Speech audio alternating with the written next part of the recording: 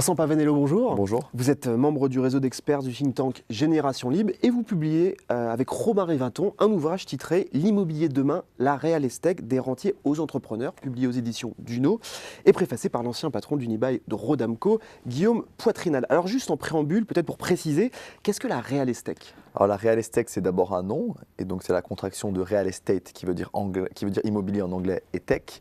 Donc nous, on s'est dit qu'après les food tech, les fintech, les ad tech, les insurtech et j'en passe, il était le temps d'avoir et de voir émerger des startups du secteur immobilier qu'on a appelé les real estate, et on a créé une association de loi 1901 qui s'appelle la real estate et qui a pour objectif de fédérer et de promouvoir tous les acteurs de l'innovation dans le secteur immobilier. D'accord.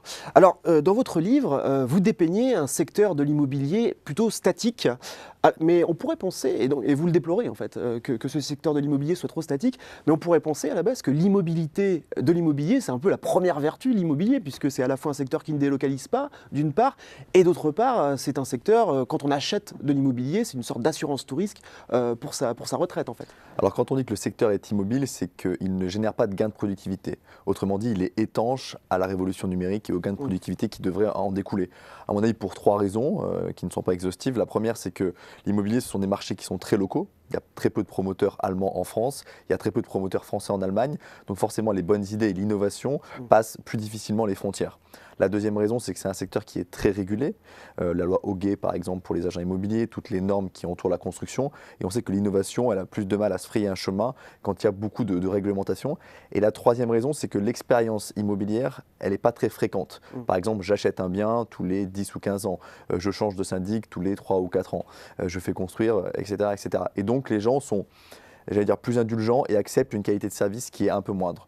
Donc nous, on déplore cet état de fait et on dit que ça va changer et on explique les raisons pour lesquelles ça va changer. Alors si la transformation que vous prenez s'opère, vous dites que peut-être le coût du logement baissera et la qualité des logements même s'améliorera.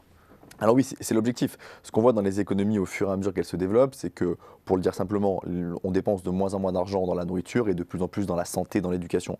Nous, on pense qu'en fait, l'immobilier, les dépenses d'immobilier devraient être plutôt dans la catégorie nourriture, donc leur part dans le PIB devrait baisser, et non pas dans la partie santé et éducation.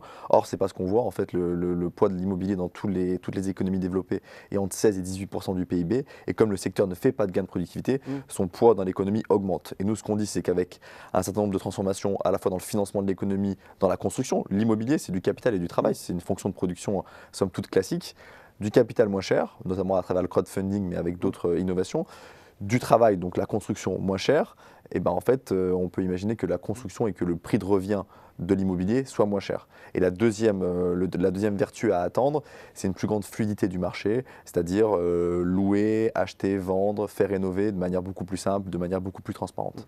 Alors dernière question, Vincent Pavanello, selon vous, vaut-il mieux être locataire ou propriétaire de son logement aujourd'hui ?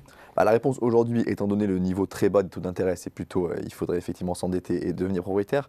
Mais j'essaierai de proposer une troisième voie et c'est ce qu'on voit de plus en plus.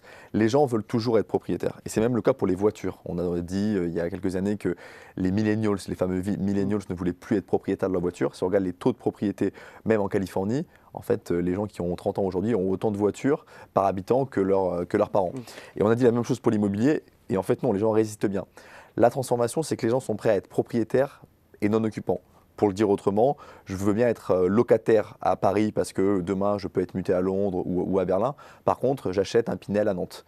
Donc, pour répondre à votre question, c'est peut-être il faut être propriétaire, mais pas forcément occupant de son bien. Il y a une sorte de mixité, en fait, Effectivement. des usages. Eh bien, merci beaucoup, Vincent Pavanello, pour cet éclairage. Et pour celles et ceux qui veulent aller plus loin, je renvoie à votre ouvrage « L'immobilier de demain, la real estate des rentiers aux entrepreneurs », publié aux éditions Duno. Merci beaucoup. Merci à vous.